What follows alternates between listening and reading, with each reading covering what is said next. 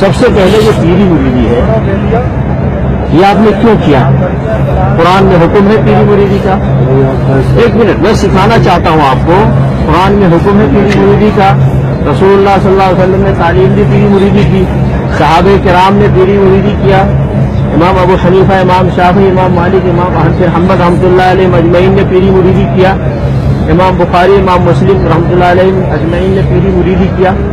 کیوں کر رہے ہیں آپ؟ کس راستے پہ جا رہے ہیں آپ؟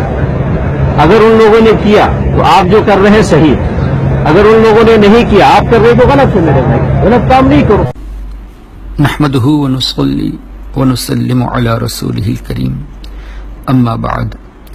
معزز سامعین، قرآن کریم اور حدیث طیبہ سے جو چیز ثابت ہو جائے اس کے تعلق سے اگر کوئی یہ کہے کہ یہ ان اسلامک ہے، اسلام سے اس کا کوئی تعلق نہیں، تو وہ دراصل قرآن کریم کا انکار اور حدیث طیبہ کا انکار کرتا ہے، اور وہ اپنے آپ کو متوع کہے، شیخ کہے، عالم کہے. حقیقت یہ ہے کہ اس سے بڑھ کر کوئی جاہل نہیں. مثال کے طور پہ اللہ تبارک و تعالی نے قرآن کریم میں صحابہ کرام رضوان اللہ علیہم اجمعین کی تعریف اس شان سے بیان فرمائی: ان الذین یبایعونک انما یبایعون اللہ. وہ جو تمہاری بیعت کرتے ہیں وہ تو اللہ ہی سے بیعت کرتے ہیں.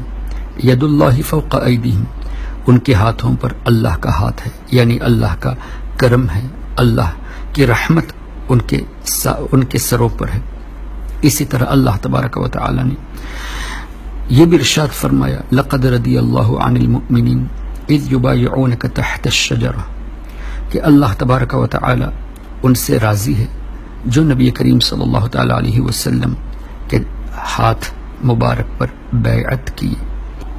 یہ آیت کریمہ سورہ فتح کی ہے، اور اللہ تعالی نے سورہ ممتحنہ میں ارشاد فرمایا: یا ایھا النبی اذا جاءک المؤمنات یبایعنک علی الا یشرکن باللہ شیئا ولا یسرقن ولا یزنین ولا یقتلن اولادہن. یہ آیت کریمہ جس کا ترجمہ یہ ہے کہ اے نبی، جب تمہارے حضور مسلمان عورتیں حاضر ہوں اس پر بیعت کرنے کے کہ اللہ کا کچھ شریک نہ ٹھہرائیں گی، اور نہ چوری کریں گی، اور نہ بدکاری، اور نہ اپنی اولاد کو قتل کریں گی. یہ پوری آیت کریمہ میں بیعت کا تذکرہ کیا گیا ہے. تو اللہ تبارک و تعالی نے قرآن کریم میں بیعت کے تعلق سے فرمایا، اور اللہ کے اولیاء نبی کریم صلی اللہ تعالی علیہ وسلم کی امت کے علماء اور اولیاء یہ اللہ کے رسول صلی اللہ علیہ وسلم کے جانشین ہوتے ہیں، انبیاء کرام کے وارث ہوتے ہیں. تو نبی کریم صلی اللہ تبارک و تعالی علیہ وسلم کے سچے وارث اگر اس طرح قرآن اور حدیث کی روشنی میں قرآن اور حدیث پہ عمل کرتے ہوئے لوگوں سے توبہ کرائے، اور اس کو اگر کوئی یہ کہے کہ یہ ان اسلامک ہے، اسلام سے اس کا کوئی تعلق نہیں، تو آپ خود ہی اندازہ کریں کہ اس سے بڑھ کر جہالت کس کی ہوگی.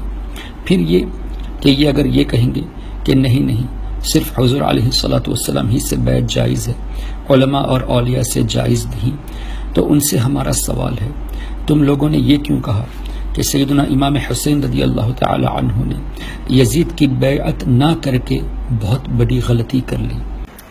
مدینہ کے گورنر کے پاس یہ خبر بھیجی جاتی ہے کہ تمام لوگوں نے، تمام صحابہ کرام نے بیعت کر لی ہے.